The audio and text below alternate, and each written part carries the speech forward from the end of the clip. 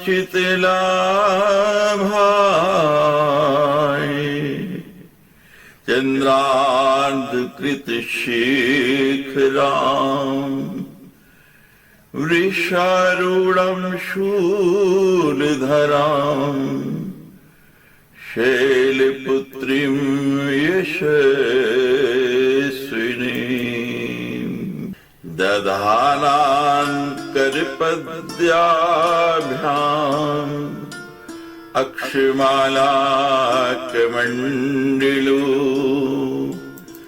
देवी प्रसीदतु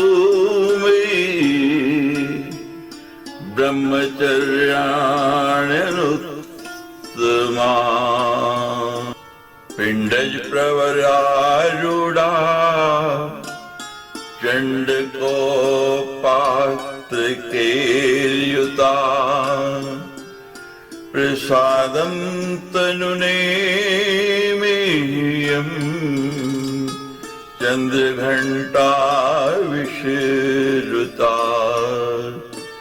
सुरा संपूर्ण कलशम रुधिराप्लुप्तमेव चे दधाना हस्त पद्माभ्याम् पुष्मांडा शुभदास्तु मे सिंहासन गता नित्यं पद्माश्रित कर दया शुभदास्तु सदा देवी स्कंदमाता यशस्विनी चंद्रहासु उज्ज्वल करा शार्दूलवर्वाहना कात्यायनी शुभं दद्या देवी दानवघातिनी कालरूपा कालाब्ज समान आकृति विग्रहा कालरात्रि शुभं दद्या देवी चंडाटहासिनी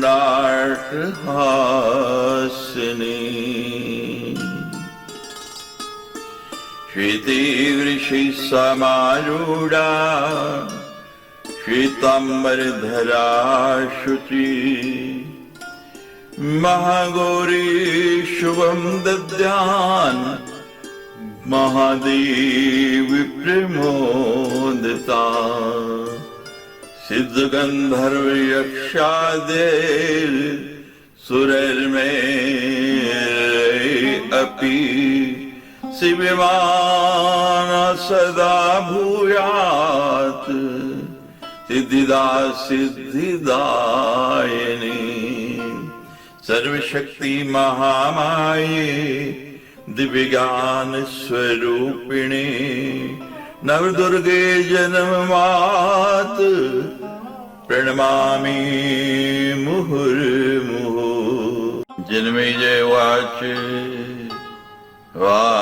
वारांगनातया ख्याता नरनारायणयाश्रमे एकं नारायणं शान्तं कामयाना स्मरातुरा यत्तु कामे तदा जातो मुनिना नारायणश्यता निवारितो नरीणाथ भ्रात्रा धर्म विधान नृप।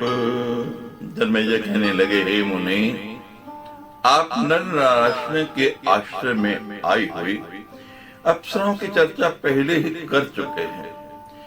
जो काम पीड़ित होकर शांतचित मुनि नारायण पर आसक्त हो गए थे, उसके बाद मुनि नारायण उन्हें शाप देने को उद्यत हो गए।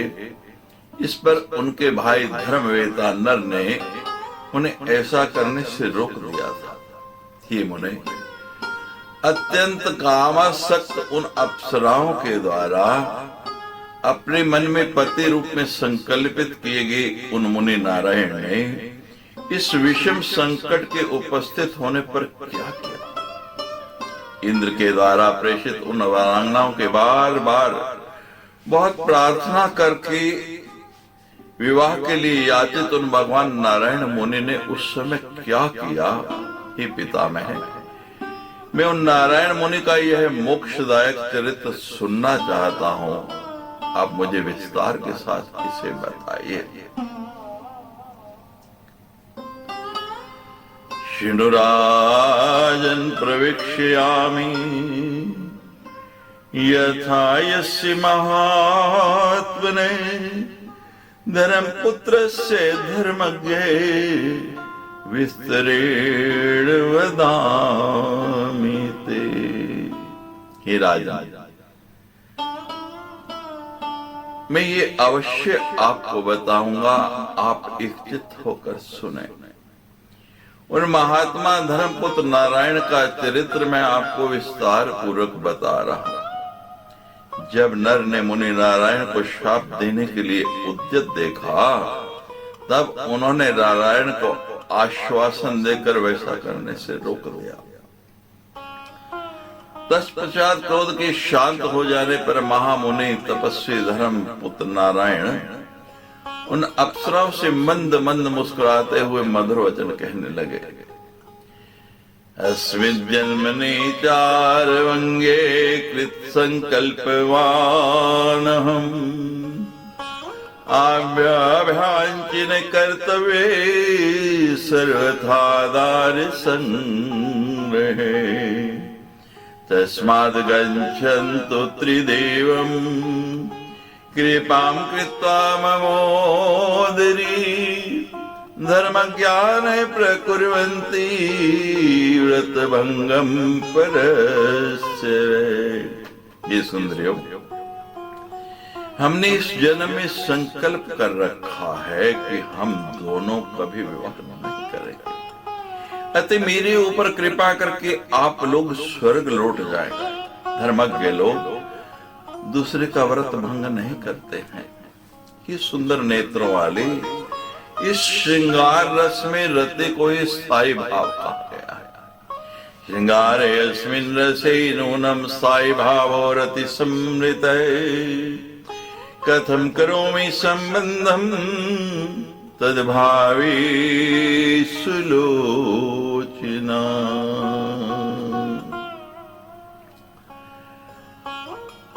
जब रति भाव को ही प्रमुख कहा गया है, तो इसलिए उसके अभाव में मैं ये संबंध कैसे स्वीकार कर सकता हूं? हमारा और आपका ये संबंध कैसे हो सकता है? कारणेन बिना कार्यम न भवदेति निश्चय कवि भी कथितम शास्त्रे स्थायी भावो रसे किल। कारण के बिना कार्य नहीं हो सकता है, ये संभव ही नहीं है, ये सुनिश्चित है। कवियों ने शास्त्र में कहा है कि स्थायी भाव ही रस स्वरूप है। समस्त सुंदर अंगों वाला मैं इस धरातल पर धन्य तथा सौभाग्यशाली हूं कि आप लोगों का स्वाभाविक प्रीति पात्र बन सका। हे महाभागव, आप लोग कृपा करके मेरी इस व्रत की रक्षा करें। मैं दूसरे जन्म में आप लोगों का पति अवश्य ही बनूंगा। अष्टाविंशे विशालक्ष्यो द्वाप्रेयस्मिन् धरातले देवानां कार्यसिद्ध्यर्थं प्रविश्यामि सर्वथा।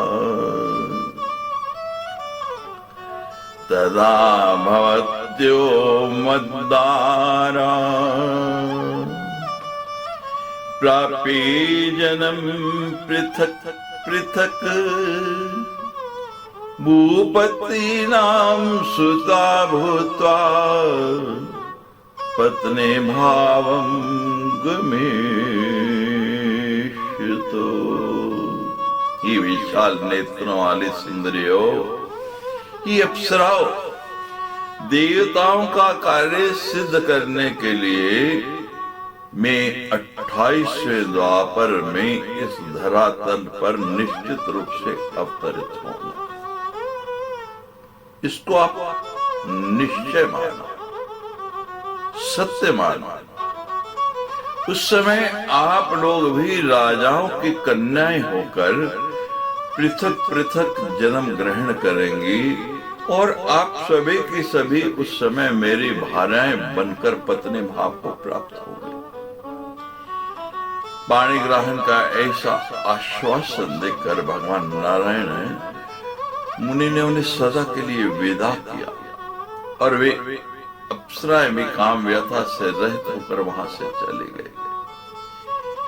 इस प्रकार विदा पाकर के वे अप्सराएं पुनः स्वर्ग पहुंची और वहां जाकर उन्होंने इंद्र को सारा वृतांत बता दिया। तदनंतर उन अप्सराओं ने नारायण मुनि का वृतांत विस्तार पूर्वक सुनकर तथा साथ में आई हुई उर्वशी आदि नारियों को देखकर इंद्र उन महात्मा नारायण की भूरी भूरी प्रशंसा करने लगे। अहो धैर्य मुने कामम तथैव चेतपोबलम् येन वश्येषु तपसा तादृङ्कृपा प्रकल्पिता इति श्रुत्वा प्रसन्नात्मा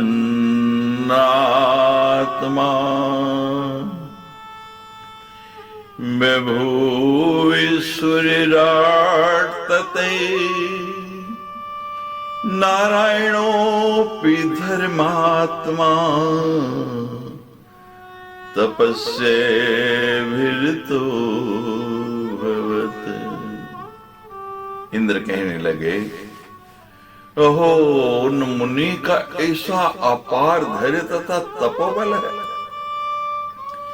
जिन्होंने अपने तप के प्रभाव से तुम अप्सराओं के सदृश तुम्हारे जैसे रूप वाली और अन्य उर्वशी आदि अप्सराएं भी उत्पन्न कर दी। नारायण मुनि की यह प्रशंसा करके देवराज इंद्र का मन प्रसन्नता से परिपूर्ण हो गया और उधर धर्मात्मा नारायण भी अपनी तपस्या में संलग्न हो गए। व्यास कहते हैं, राजन, इस प्रकार मैंने आपसे मुनि नारायण और महामुनि नर के संपूर्ण अद्भुत वृतांत का वर्णन कर दिया है। तो ही कृष्णार्जुनो वीरो भुभार हरिणायचे जातो तो भारत श्रेष्ठ मृगोशाप वशादि। हे भरत श्रेष्ठ, यही नर नारायण भृगु के शाप वश पृथ्वी का भार उतारने के लिए इस लोक में पराक्रमी कृष्ण तथा अर्जुन के रूप में अवतरित हुए थे। भगवान कृष्ण और अर्जुन ये उन्हीं नर नारायण के अवतार हैं। राजा कहने लगे, हे मानद, अब आप कृष्ण अवतार की कथा विस्तार के साथ मुझे कहिए और मेरे मन में जो जो भी संदेह हैं, जो भ्रांतियां हैं, उन सब का आप निवारण कर दीजिए, क्योंकि ही व्यास जी आप ही उनका निवारण करने में सक्षम हैं। दूसरा कोई भी मेरे संदेहों को मिटा नहीं सकता। ही मुने, महाबली श्री कृष्ण और बलराम जिनके पुत्र रूप में उत्पन्न हुए, उन वसुदेव और देवकी को दुख का भागी क्यों बनना पड़ा? जिनकी तपस्या से संतुष्ट होकर साक्षात भगवान श्री हरि उनके पुत्र बने थे, वे ही वसुदेव और देवकी बेड़ियों में बद्ध होकर कंस के द्वारा बहुत वर्षों तक क्यों सताए गए। जातो सो मथुरायाम तु गोकुले से कथम गते कंसम हत्वा द्वारवत्याम निवासम कृतवान कथम पित्रादिसेवितं देशं समृद्धं पावनं किल त्यक्ता देशान्तरे नारे गतवास कथम हरि। वे श्री कृष्ण उत्पन्न तो मथुरा में हुए, किंतु उत्पन्न होते ही गोकुल क्यों ले जाएगा। बाद में कंस का वध करके उन्होंने द्वारका में निवास क्यों किया। अपने पिता आदि की द्वारा सेवित समृद्धि संपन्न तथा पवित्र स्थान मथुरा को छोड़ करके वे भगवान श्री कृष्ण दूसरे अनार्य देश में क्यों चले गए। हे व्यास जी, एक ब्राह्मण के शाप से भगवान श्री कृष्ण के वंश का नाश क्यों हो गया। पृथ्वी का भार उतार कर उन सनातन भगवान श्री कृष्ण ने तुरंत देह त्याग कर दिया और वे स्वर्ग चले गए। जिन पापियों के भार से पृथ्वी व्याकुल हो उठी थी, उन्हें तो अमित कर्मों वाले भगवान श्री कृष्ण और अर्जुन ने मार डाला था, किंतु जिन चोरों ने भगवान श्री कृष्ण की पत्नियों का अपहरण कर लिया था, उन्हें भी क्यों नहीं मार सके। हता वासुदेन पाथेनामति कर्मणा लुंठितायर हरे पत्ने से कथम ने निपातिता। भीष्मो द्रोणे तथा कर्णो वाहनिकोप्यथ पार्थिवे विराटोऽथ विकर्णश्च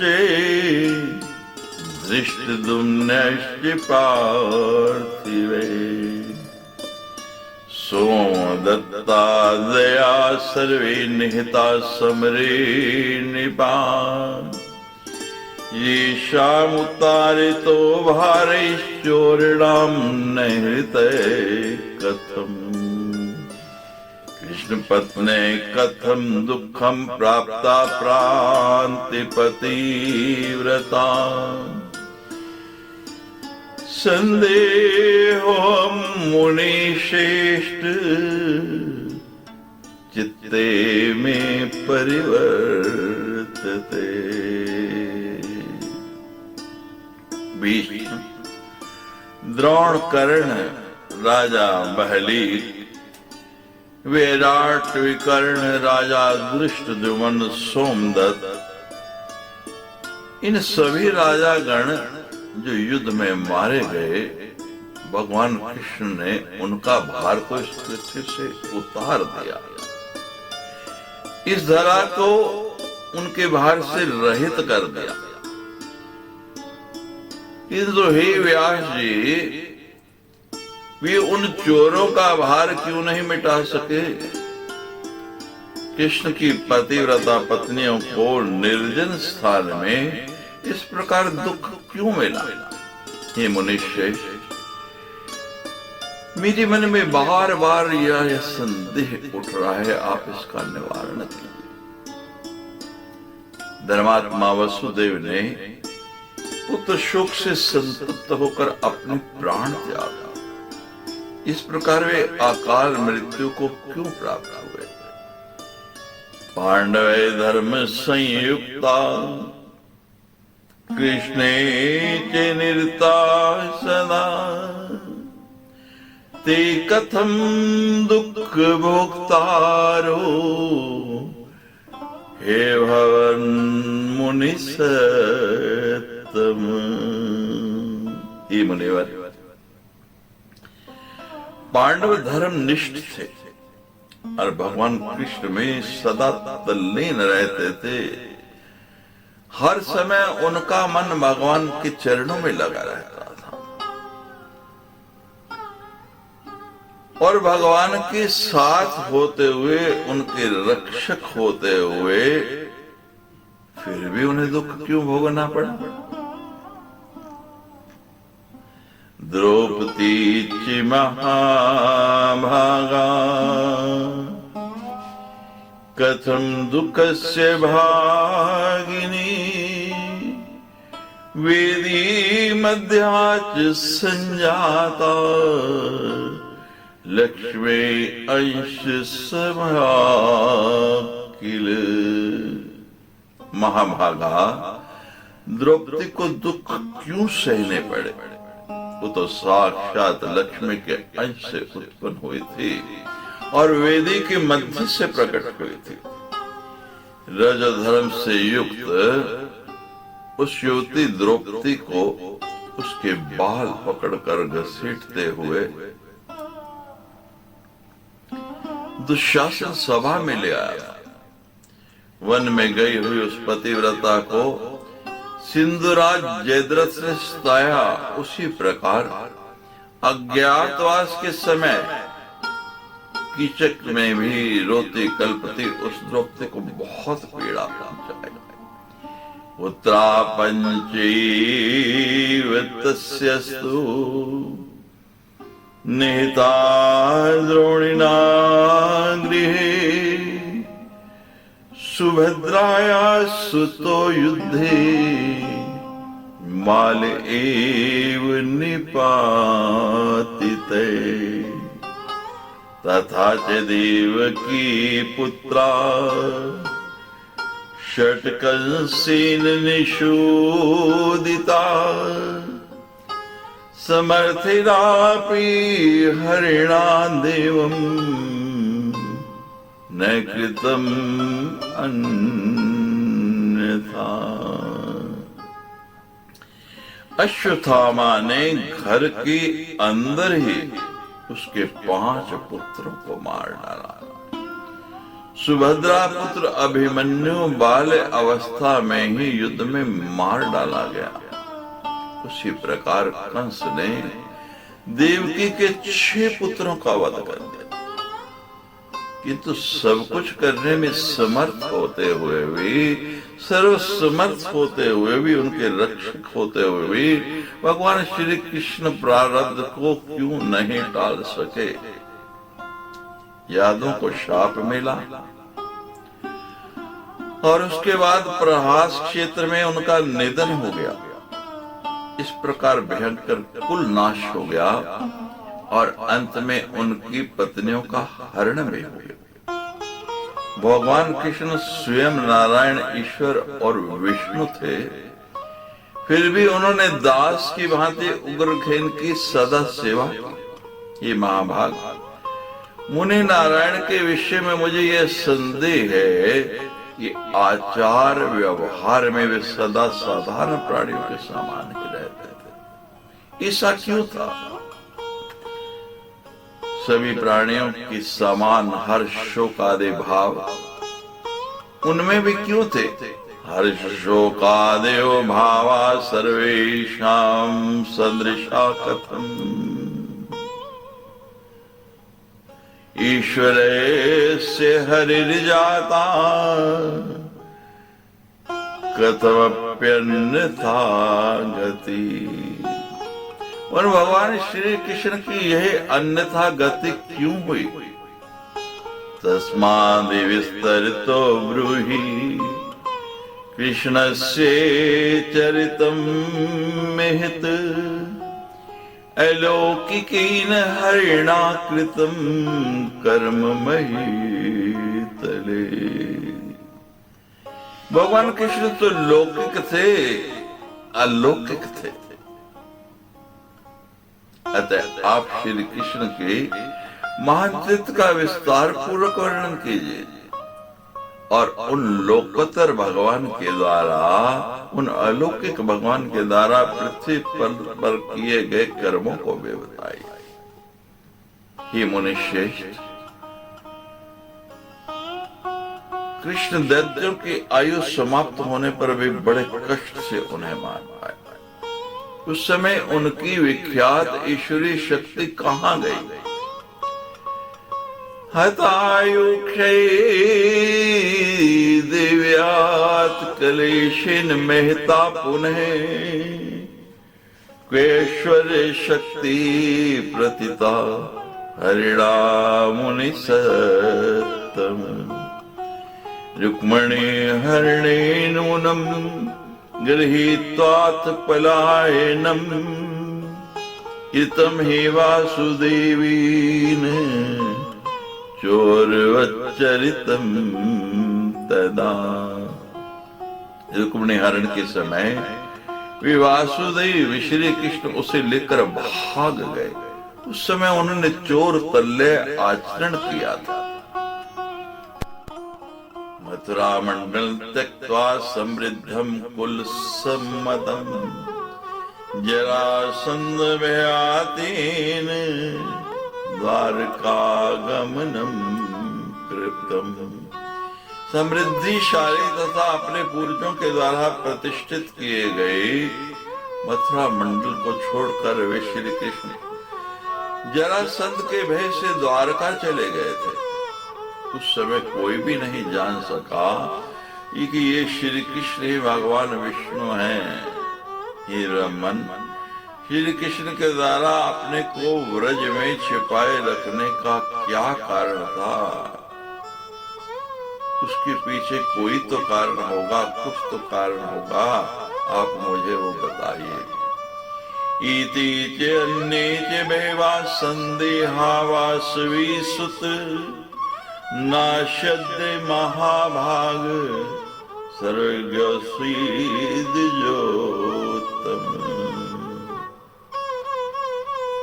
ही सत्यवंदी नंदन, ये तथा और भी अनेक दूसरे बहुत से संदेह मेरे हृदय में हैं। ये महाभाग हे द्विजवर, आप सर्वज्ञ हैं, आप सब कुछ जानते हैं। अतः आज आप मेरी उन सभी संदेहों को दूर करके मुझे निस्संदेह कर दीजिए। जो तथे के संदेहो हृदयान निवर्तते पांचाल्या पंचभर्तित्वम लोके किम न जुगुप्सितम्। सदाचारं प्रमाणमि प्रवदन्ति मनीषिणे पशुधर्मे कथं त्यस्तु समेथेरपि संश्रिते। एक और गोपनीय संदेह है जो मेरे मन से नहीं निकल पा रहा है। हे व्यास जी, क्या द्रौपदी के 5 पत्नियों का होना लोक में निंदनीय नहीं है? विद्वान लोग तो सदा सदाचार को ही प्रमाण मानते हैं, तब समर्थ होकर भी उन पांडवों ने ऐसा पशु धर्म क्यों स्वीकार किया? भीष्मेण कृतं किम वादेव रूपेण भूतले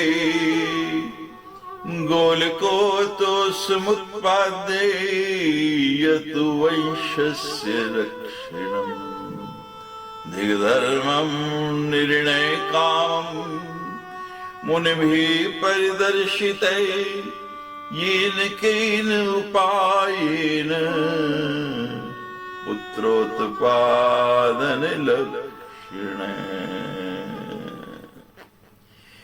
देवता स्वरूप भीष्म पितामह ने भी भूतल पर 2 गोलोक संतानें उत्पन्न कराकर अपने वंश की जो रक्षा की, व्यास जी के द्वारा जो वो संतानें उत्पन्न कराई, क्या ये उचित है? मुनियों के द्वारा जो धर्म निर्णय प्रदर्शित किया गया है कि जिस किसी भी उपाय से पुत्र उत्पत्ति करनी चाहिए, उस नियम को धिक्कार है। मेरी विचार से ये ठीक नहीं है। व्यास जी मेरे इन सब संशय का आप ही निवारण कर सकते हैं। इति श्रीमद्देवी भागवती महापुराणे अष्टादशसहस्रयां संहितायां चतुर्थस्कन्धे सुरांगनानां प्रति नारायण वरदानं नाम सप्तशो अध्याय। सच्चे दरबार की जय।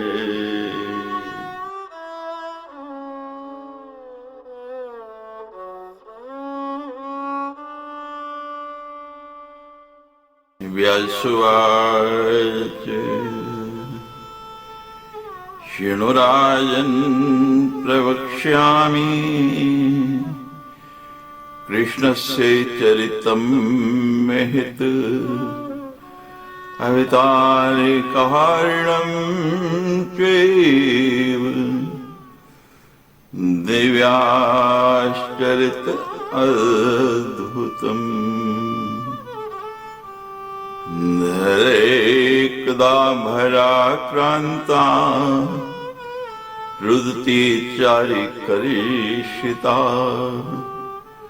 गोरूप धारणी दीना भीता गच्छतीष्टिम्।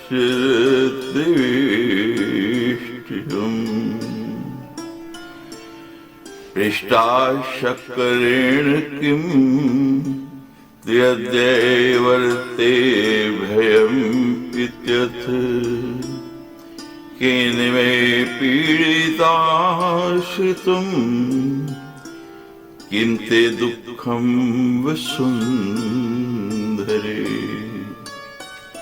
व्यास जी कहने लगे, हे राजन सुनिए,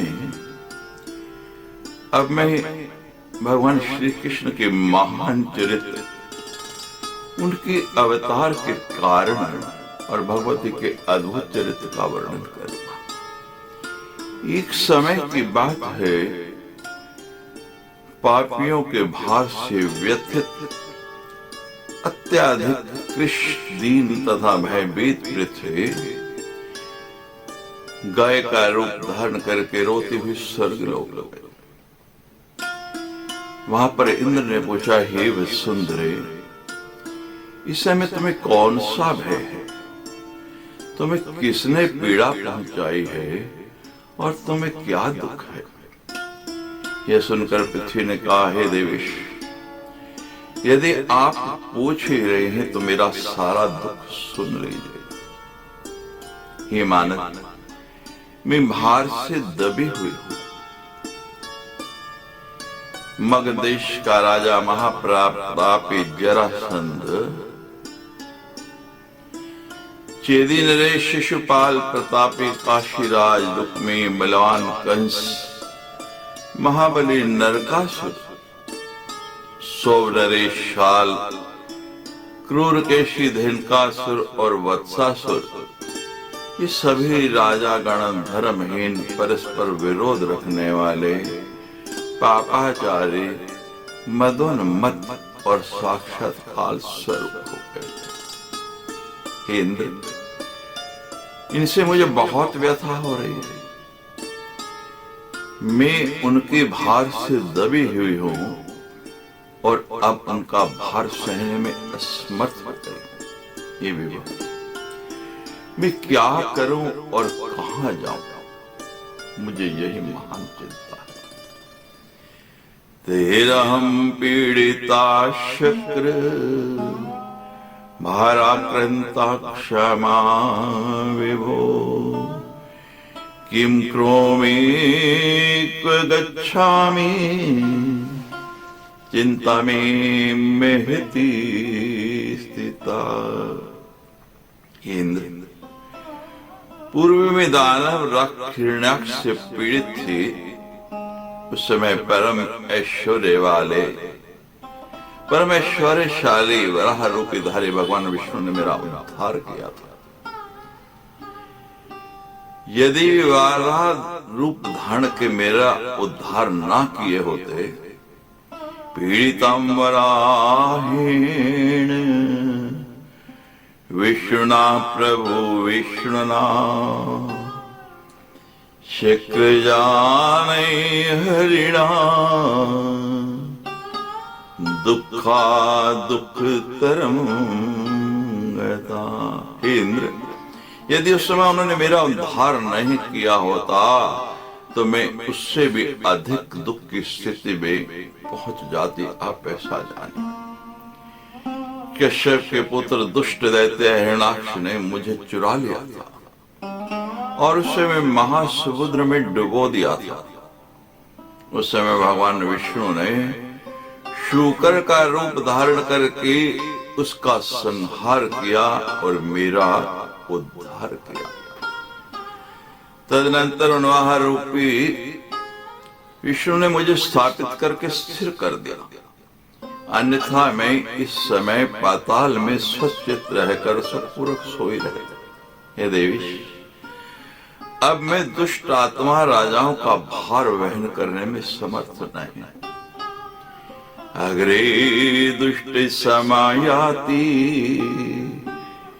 यष्टवींश तथा कली तदाहं पीड़िता शक्र गन्तास्म्याशुरसातिलम्। तस्मात् त्वं देवदेवेश दुःखरूपर्णवस्य च पारिदो भव भारं मे हरिपादो नमामि ते। इंद्र, अब आगे 28वां दुष्ट कलियुग आ रहा है। उस समय में और भी पीड़ित हो जाऊंगा, तब तो मैं शीघ्र ही रसातल में चले जाऊंगा। इसलिए हे देव देवेश, इस दुख रूपी महासागर से मुझे पार कर दीजिए, मेरा बोझ उतार दीजिए। मैं आपके चरणों में नमन करते हूँ।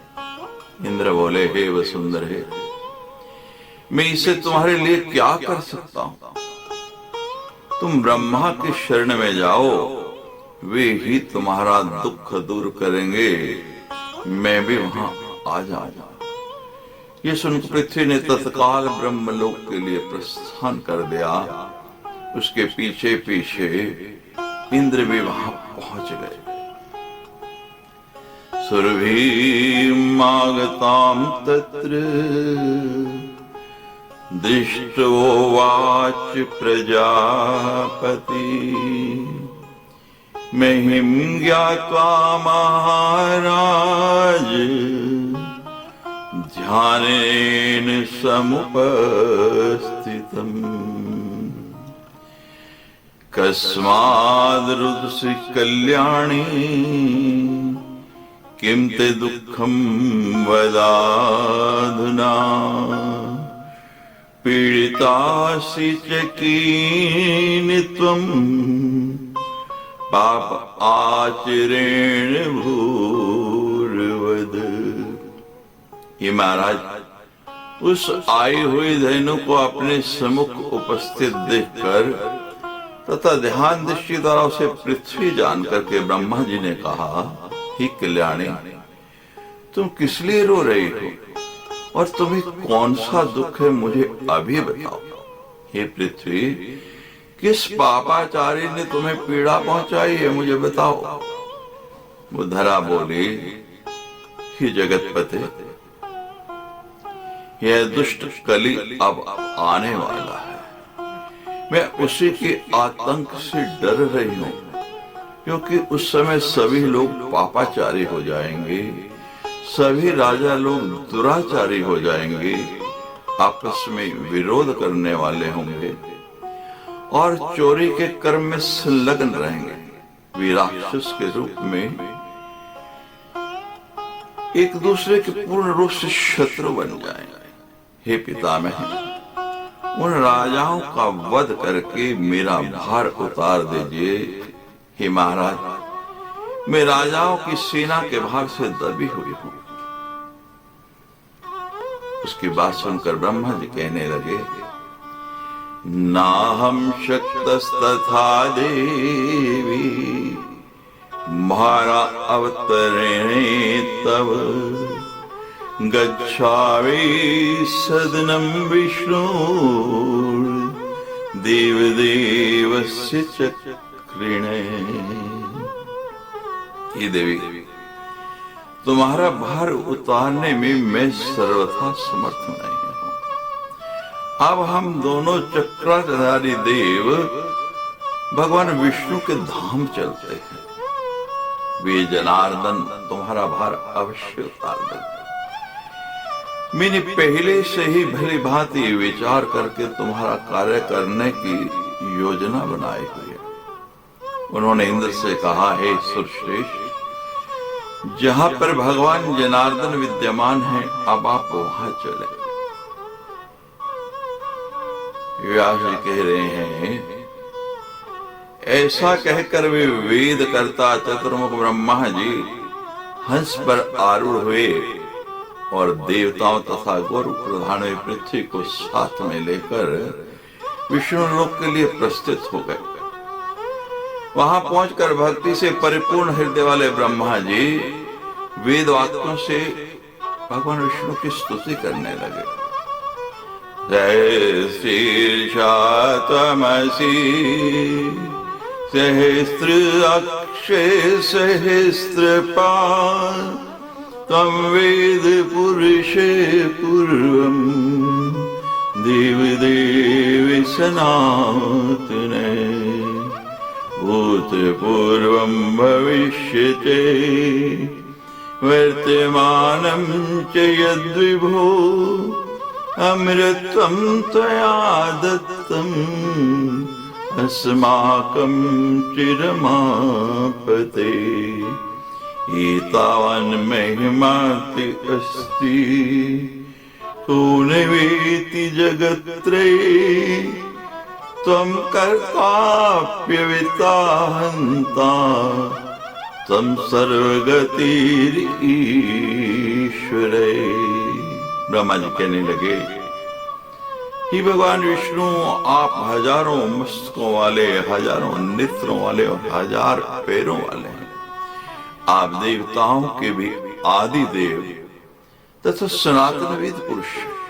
हे विभो, हे रमापते, भूतकाल भविष्य काल तथा वर्तमान काल का जो भी हमारा अमृत है उसे आपने ही हमें प्रदान किया है। आपकी इतनी बड़ी महिमा है कि उसे त्रिलोकी में कौन नहीं जानता। आप ही सृष्टि करने वाले, पालन करने वाले और संहार करने वाले हैं। आप सर्वव्यापी और सर्वशक्ति संपन्न हैं। व्यास जी कह रहे हैं, इस प्रकार स्तुति करने पर पवित्र हृदय वाले वे गरुड़ध्वज भगवान विष्णु प्रसन्न हो गए और उन्होंने ब्रह्मा आदि देवताओं को अपने दर्शन दिए।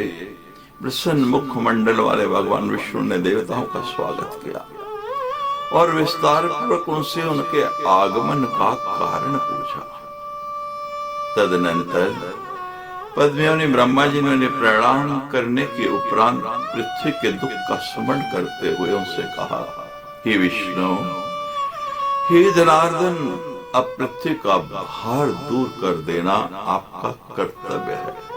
अतः हे दयानिधे, द्वापर का अंतिम समय उपस्थित होने पर आप पृथ्वी पर अवतार लेकर दुष्ट राजाओं को मारकर पृथ्वी का भार उतारना। भगवान विष्णु कहने लगे, नाहं स्वतंत्र एवात् न ब्रह्मा न शिवे तथा न इंद्रो न अग्निर्न यमे त्वष्टा न सूर्यो वरुणे तथा योग माया वशे सर्वमिदं स्थावर जंगमं ब्रह्मादि स्तंभ पर्यंतम ग्रथितम गुणसूत्रते। भगवान विष्णु कहने लगे, इस विषय में मैं यानी विष्णु ब्रह्मा, शंकर, इंद्र, अग्नि, यम, त्वष्टा, सूर्य और वरुण कोई भी स्वतंत्र नहीं है। यह संपूर्ण चराचर जगत योग माया के अधीन है। ब्रह्मा से लेकर तृण पर्यंत सब कुछ सात्विक, राजस, तामस गुणों के सूत्रों द्वारा उन्हीं से गुंथा हुआ है। यथा स स्वेच्छाया पूर्वम कर्तुमिच्छसि सुव्रत तथा करोति सुहिताव्यम सर्वेपि तद्दशा। ये सुव्रत विहित कारणी भगवती सर्वप्रथम सर्वेच्छा पूर्वक जैसा करना चाहते हैं वैसा ही करते हैं। हम सब लोग सदा उनके ही अधीन रहे। अब आप लोग स्वयं अपने बुद्धि से विचार करें। यदहम श्याम स्वतंत्रो वे चिंतयन्तु धया किल कुतो भवं मतस्य वपु कच्छपो वा मार्णमे। त्रियुग योनिषु को भोगे का कीर्ति किम सुखम पुनः किम पुण्यम किम फलम तत्र शुद्र योनि निगस्य में। हे पितामह है, यदि मैं स्वतंत्र होता तो महासमुद्र में मत्स्य और कच्छप क्यों बनता? तिर्यक योनियों में कौन सा भोग प्राप्त होता है, क्या यश मिलता है, कौन सा सुख होता है और कौन सा पुण्य प्राप्त होता है। इस प्रकार क्षुद्र योनियों में जन्म लेने वाले मुझ विष्णु को क्या फल मिला? यदि मैं स्वतंत्र होता तो शुकर, नरसिंह और वामन क्यों बनता? इसी प्रकार हे पितामह, मैं जमदग्नि पुत्र परशुराम के रूप में उत्पन्न क्यों होता? इस भूतल पर मैं क्षत्रियों के संहार जैसा निशंस कर्म क्यों करता और उनके रुद्र से समस्त रोगों को क्यों भर डालता? उस समय मैं जगदग्नि पुत्र परशुराम के रूप में जन्म लेकर एक श्रेष्ठ ब्राह्मण होकर भी युद्ध में क्षत्रियों का संहार क्यों करता और घोर निर्दयी बनकर गर्भस्थ शिशुओं तक को भला क्यों मारता? राम भूतिवाथ देवीन्द्र प्राविष्दण्डकं वनम् पदातिचिरिवासाश्रे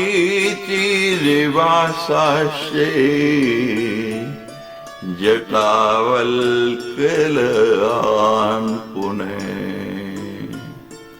असहायो है पाथेयो भीषणे निर्जने वने कुर्वन् आखेटकं तत्र व्यचरं विगत त्रपे। ये देवेंद्र, राम का अवतार लेकर मुझे दंडक वन में पैदल विचरण करना पड़ा, गिरवा वस्त्र धारण करना पड़ा और जटा वल्कल धारी बनना पड़ा। उस निर्जन वन में असहाय रहते हुए तथा पास में बिना किसी भोज्य सामग्री के ही निर्लज्ज होकर आखेट करते हुए मैं इधर उधर भटकता रहा। उस समय माया से आच्छादित रहने के कारण मैं उस मायावी स्वर्ण मृग को भी नहीं पहचान सका और जानकी को पर्णकुटी में छोड़कर उस मृग के पीछे पीछे भाग निकला। मेरे बहुत मना करने पर भी प्राकृत गुणों से व्यामुग्ध होने के कारण लक्ष्मण उस सीता को अकेला छोड़कर निहत्था और दीन छोड़कर मेरे पद चिन्हों का अनुसरण करते हुए वहां से निकल पड़े। तदनंतर कपट स्वभाव राक्षस रावण ने भिक्षुक का रूप धारण करके शोक से व्याकुल जानकी का तत्काल हरण कर लिया। तब दुख से व्याकुल होकर मैं वन वन भटकता हुआ रोता रहा और अपना कार्य सिद्ध करने के लिए मैंने सुग्रीव से मित्रता की। मैंने अन्याय पूर्वक बाली का वध किया तथा उसे शाप से मुक्ति दिलाई और उसके बाद वानरों को अपना सहायक बनाकर लंका की ओर प्रस्थान किया। बद्धो हम नागपाश से लक्ष्मणाश्च ममानुज विसंज्ञोपतितो दृष्ट्वा वानरा विस्मयं गता गरुडेन तदागत्य मोचितो भ्रातरो किल चिंता विमेहेति जाता देवं किं वा करिष्यति। वहां युद्ध में मैं तथा मेरा छोटा भाई लक्ष्मण दोनों ही नागपाश में बांध दिए गए। हम दोनों को अचेत पड़ा देखकर सभी वानर आश्चर्यचकित हो गए। तब गरुड़ ने आकर हम दोनों भाइयों को छुड़ाया। उस समय मुझे महान चिंता होने लगी कि देव अब नहीं जाने क्या करेगा। राज्य छिन गया, वन में वास करना पड़ा, पिता की मृत्यु हो गई और मेरी प्राण वल्लभा जानकी मेरी प्रिय सीता हर ले गई। युद्ध कष्ट दे ही रहा है, अब आगे देव पता नहीं और क्या करने वाला है, ना जाने वो क्या करेगा। प्रथम तो महे दुखम राजसेवनाश्रयम् राजपुत्रान् वित्सेव धनहिष्णस्य मे सुरा विराटिका अपि पिता मे निदत्ता वननिर्गमे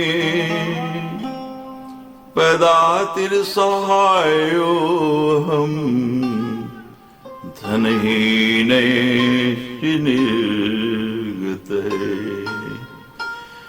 चतुर्दशैव वर्षाणि नीतानि च तद्मया क्षात्रं धर्म परित्यज्य व्याधवृत्ता महावने। हे देवतागण, सर्वप्रथम दुख तो मुझे राज्यहीन को वनवास का हुआ।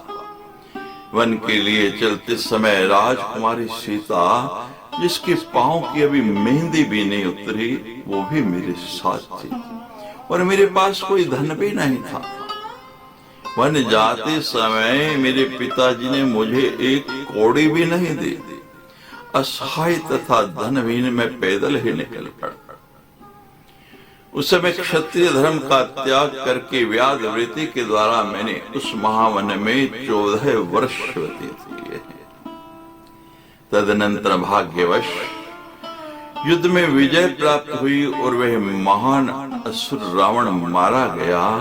इसके बाद मैं सीता को ले आया और मुझे अयोध्या फिर से प्राप्त हो गई। इस प्रकार जब मुझे संपूर्ण राज्य का आधिपत्य मिल भी गया, तब कौशल देश पर अधिष्ठित रहते हुए मैंने वहां पर कुछ वर्षों तक तो संसारिक सुख का भोग किया। पुरैवं वर्तमानेन प्राप्त राज्येन वै तदा लोकापवाद भीतेन त्यक्ता सीता वने मया कांता विरहजं दुःखं पुनः प्राप्तं दुरासदं पातालं सागता पश्चाद्धरां भित्त्वा धरात्मजा। इस प्रकार पूर्व काल में जब मुझे राज्य प्राप्त हो भी गया, तब मैंने लोक निंदा के भय से वन में सीता का परित्याग कर दिया। उसके बाद मुझे पुनः पत्नी से होने वाला भयंकर दुख प्राप्त हुआ। वे धरानंदिनी सीता पृथ्वी को भेद करके पाताल में चली गई। एवं रामावतारेऽपि दुःखं प्राप्तं निरन्तरम् परतन्त्रेण मे नूनं स्वतन्त्रैको भवेत् तदा। पश्चात् कालवशात् प्राप्ते स्वर्गो मे भ्रातृभिः सहे परातन संशय का वार्ता वक्तव्या विबुधेन वे परतन्त्रोऽस्म्यहं नूनं पदवियोने निशामया तथापि त्वमपि रुद्रे च सर्वे च अन्ये पुरोत्तमा।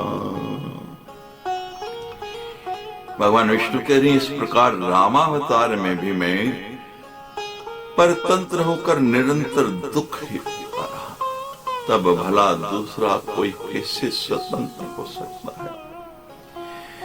तत्पश्चात काल की वशीभूत होकर मुझे अपने भाइयों के साथ स्वर्ग जाना पड़ा। अतः कोई भी विद्वान पराधीन व्यक्ति की क्या बात करेगा। हे कमलोद्भव, आप ये जान लीजिए कि जैसे वे परतंत्र हों वैसे ही आप, जैसे आप हैं वैसे ही शंकर, और जैसे हम तीनों हैं वैसे ही अन्य सभी बड़े बड़े देवता भी निश्चित रूप से परतंत्र हैं। कोई शक्ति इसी है जिसका हमारे ऊपर आधिपत्य है। इति श्रीमद्देवी भागवते महापुराणे अष्टादश सहस्रायां संहितायां चतुर्थ स्कंदे